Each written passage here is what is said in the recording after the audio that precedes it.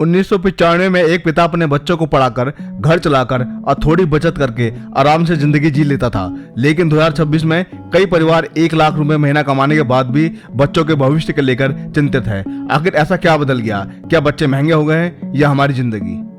राहुल दिल्ली में रहने वाला एक साधारण मिडिल क्लास इंसान था। उसकी नौकरी ठीक ठाक थी, पत्नी भी नौकरी करती थी, घर में खुशियां थी। कुछ साल पहले उसके घर में एक बेटा आया। पूरा परिवार में उत्साह था। दादा दादी खुश थे, माता पिता खुश थे।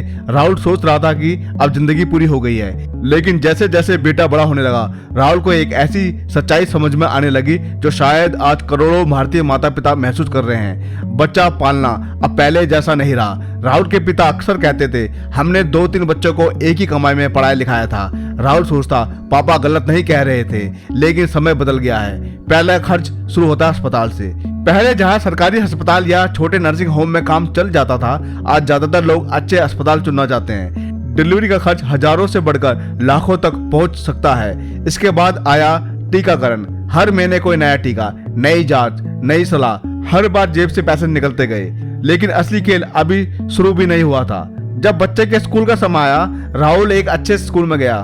फीस पूछी। रिसेप्शनिस्ट ने मुस्कुराते हुए कहा, sir admission fees, annual fees, activity fees, transport fees अलग अलग होगी। राहुल को लगा शायद वह किसी स्कूल में नहीं बल्कि किसी कॉलेज में आ गया है। एक बच्चे की सालाना फीस कई परिवार की पूरी साल की बचत के बराबर होती है। और ये सिर्फ शुरुआत थी। स्कूल के बाद tuition, dance class, sports class, computer class, summer camp, हर जगह खर्च। एक दिन राहुल ने बैठकर हिसाब लगाया। उसे पता चला कि सिर्फ शिक्षा पर ही अगले 15-20 सालों में लाखों नहीं बल्कि करोड़ों रुपए लग सकते हैं। लेकिन खर्च सिर्फ पढ़ाई तक सीमित नहीं था। बच्चे के स्कूल, खिलौने, मोबाइल, इंटरनेट, जन्मदिन पार्टी, घूमना फिरना, हर चीज पहले से ज्यादा महंगी हो चुकी थी। राहुल को एक और बात समझ में आई, समस्या सिर्फ महंगाई नहीं है, समस्या उम्मीदों की भी है। उसके पिता के समय में बच्चे साइकिल से स्कूल जाते थे। आज माता पिता चाहते हैं कि बच्चा हर सुविधा पाए। पहले सरकारी स्कूल भी सामान्य विकल्प थे, आज अधिकांश माता पिता प्राइवेट स्कूल चुनना चाहते हैं।